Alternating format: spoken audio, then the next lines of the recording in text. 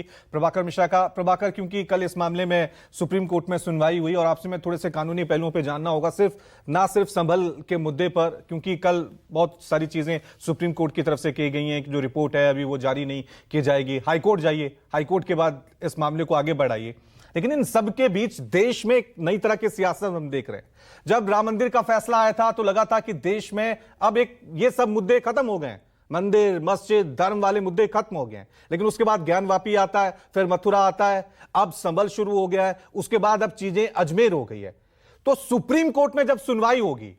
क्योंकि क्या यह अहम नहीं हो जाता कि सुनवाई सिर्फ संभल पे हो, क्योंकि जो सारे तमाम विवाद आ रहे हैं, जगह जगह मंदिर और मस्जिद को लेकर विवाद हो रहा है, 100 साल पहले ऐसा था, 200 साल पहले ऐसा था, हमें इंसाफ चाहिए, ये चीजें चाहिए, क्या इसको लेकर चर्चा होगी? कानूनी इस पूरे मुद्दे को और देश की सबसे बड़ी अदालत इन परिस्थितियों को, इन घटनाक्रम को जो संभल में हो रहे हैं, अजमेर में हो रहे हैं, किस तरह से देख सकते हैं और क्या कर सकता है? रवि, आपने अच्छा याद दिलाया कि अयोध्या मामले में जब सुप्रीम कोर्ट की 5 जजों की बेंच ने फैसला सुनाया था तो कोर्ट ने अपने फैसले में लिखा था कि अयोध्या का फैसला हम दे रहे हैं और हम चाहते हैं कि भविष्य में इस तरह का कोई विवाद खड़ा नहीं हो। और तब कोर्ट ने उस फैसले में कहा कि प्लेसेज ऑफ वर्शिप एक्ट का सम्मान किया जाना चाहिए। प्लेसेज ऑफ वर्शिप एक्ट सबको पता है, अब तो देश के बच्चे बच्चे को पता है कि प्लेसेज ऑफ वर्शिप एक्ट क्या कहता है। प्लेसेज ऑफ वर्शिप एक्ट 1991 उस समय लाया गया था जब अयोध्या विवाद चरम पे था। उस समय कांग्रेस सरकार लेकर आई कि अयोध्या विवाद का जो हो रहा है, भविष्य में कोई ऐसा विवाद खड़ा नहीं हो, इसलिए एक ऐसे कानून की जरूरत है। और प्लेसेज ऑफ वर्शिप एक्ट आया और उसमें प्रावधान किया गया कि 15 अगस्त 1947 को देश में जिस धार्मिक स्थल का जो चरित्र होगा, अगर वो मंदिर है तो मंदिर, मस्जिद है तो मस्जिद, गुरुद्वारा है तो गुरुद्वारा, चर्च है तो चर्च, जिसका जो धार्मिक चरित्र होगा उसमें कोई बदलाव नहीं किया जाएगा।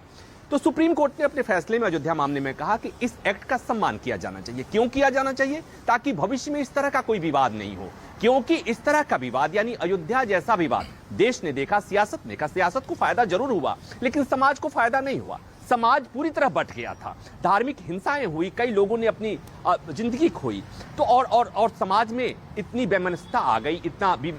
विरोध आ गया था। तो सुप्रीम कोर्ट ने कहा कि उसका सम्मान होना चाहिए। तो एक बार लगा कि सुप्रीम कोर्ट के इस फैसले के बाद देश में अब मंदिर मस्जिद टाइप का विवाद खत्म हो जाएगा, लेकिन हुआ सीधा उल्टा। जैसे ही सुप्रीम कोर्ट ने फैसला दिया, उस प्लेसेज ऑफ वर्शिप एक्ट को सुप्रीम कोर्ट में चैलेंज कर दिया गया, ये कहते हुए कि ये कानून गलत है, ये गलत ढंग से कानून लाया गया था और इसलिए इस कानून को रद्द किया जाना चाहिए। सुप्रीम कोर्ट ने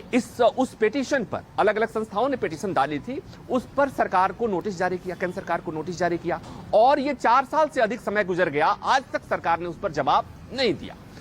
अब आते हैं मौजूदा जो विवाद हो रहा है, जगह जगह ये जो चीजें हो रही हैं, चाहे वो अयोध्या के बाद चाहे वो बनारस का मामला हो, ज्ञानवापी का हो, या मथुरा का हो, या संभल का हो, या कुतुब मीनार का मामला हो, या धार का मामला हो, या अब अजमेर का मामला हो।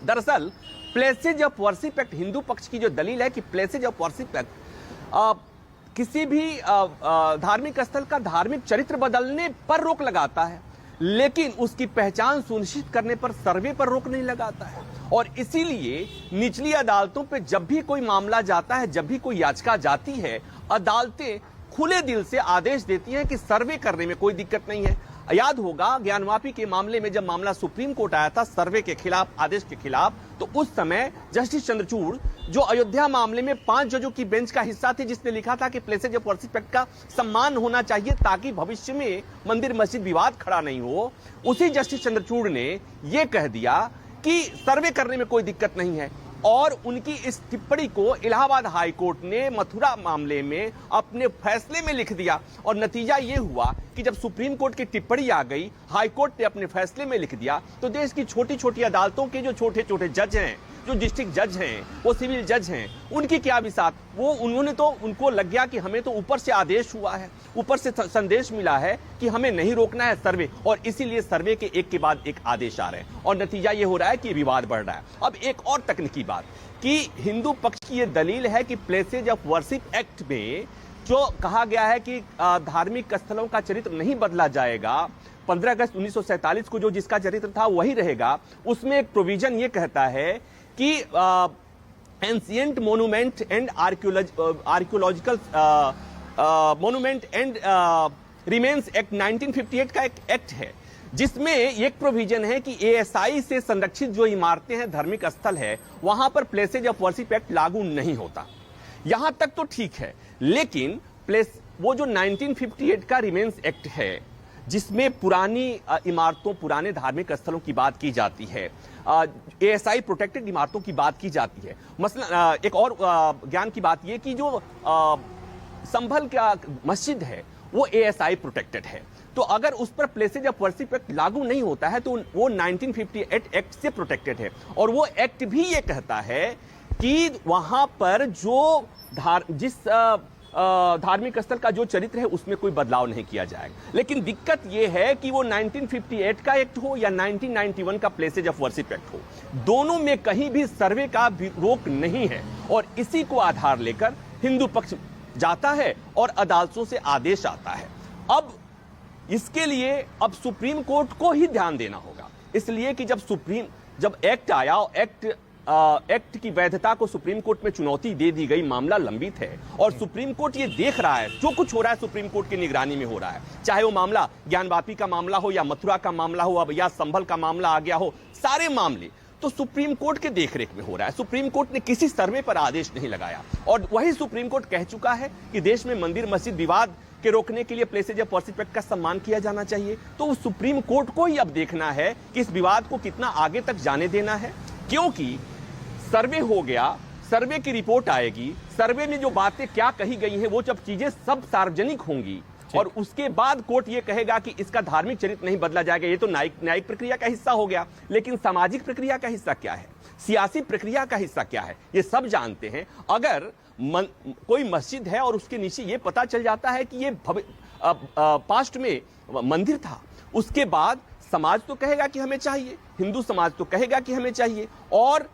फिर अदालत कहेगी कि नहीं ऐसा नहीं हो सकता, इसलिए कि एक्ट प्रोहिबिट करता है, कानून प्रोहिबिट करता है, तो फिर क्या होगा, फिर अयोध्या जैसा विवाद खड़ा होगा। तो मुझे लगता है कि अदालतों को फैसला सुनाते समय, अदालतों को किसी मामले में कोई फैसला सुनाते समय जो तमाम चीजों को देखना चाहिए, उसी तरह से जैसे कानून बनाते समय संसद को देखना होता है। मसलन 1991 में जब कानून बनाया गया था तो इसीलिए बनाया गया था कि भविष्य में कोई अयोध्या जैसा विवाद खड़ा नहीं हो। तो ये देश की अदालतों का भी की जिम्मेवारी बनती है कि उस एम को, उस लक्ष्य को, उस आदेश को पारित कराने के लिए, उसे लागू कराने के लिए आगे बढ़कर आए। जो अब तक मैं जो देख पा रहा हूं, न्यायपालिका इस रूप में कम से कम विफल हो रही है। अब चूंकि कोर्ट ने कह दिया कि अब आगे वहां पर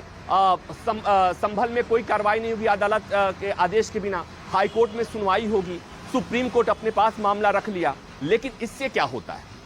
जो समाज में, जो ग्राउंड पर, जो वहां संभल में अगर 5 लोगों की मौत हो गई, उससे जो असंतोष फैला, वहां के समाज के लोगों में असंतोष फैला, सर्वे हो गया, ठीक है, सर्वे हो गया और अदालत कहे कि उसके चरित्र में बदलाव नहीं होगा, लेकिन सामाजिक चरित्र में बदलाव हो गया, बेमनस्ता फैल गई, इसको कौन रोकेगा, इसकी जिम्मेवारी कौन उठाते। तो यहां संसद की तो भूमिका अभी आ नहीं रही है, तो आती है अदालत की। तो मुझे जो लगता है, देश को लगना चाहिए और देश को भी लगता होगा कि अदालतों की भूमिका बड़ी है और अदालतों को इसमें आगे बढ़कर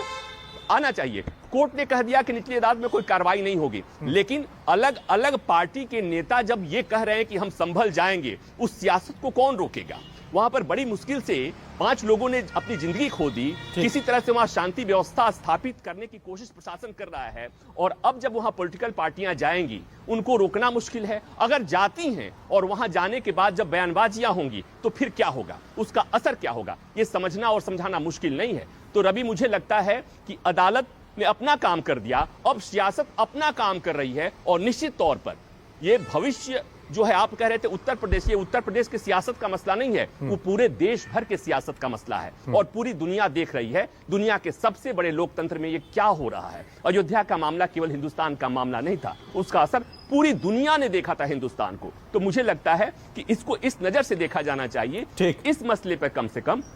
सियासत को और न्यायपालिका को एक पेज पर आकर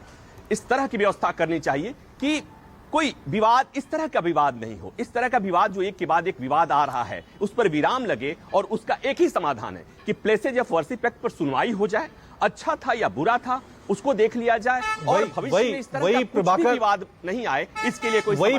वही मैंने सवाल उठाया था कि देश की सबसे बड़ी अदालत को क्या सिर्फ संभल के नजरिए से इसे देखना चाहिए, क्योंकि ये अंतहीन एक सिलसिला शुरू हो गया है जो कभी नहीं खत्म होगा। और ठीक कह रहे हैं आप, सिर्फ यूपी का मामला नहीं है, कल को किसी दूसरे राज्य में भी ये सब चीजें शुरू हो गई हैं अब, तो फिर ये इसे कैसे रोका जाए? ये देश की सबसे बड़ी अदालत की जिम्मेदारी, इस देश के सियासतदानों की भी जिम्मेदारी है कि इस तरह के संवेदनशील मुद्दों पर राजनीति ना हो। इसी पे हम चर्चा आज कर रहे हैं।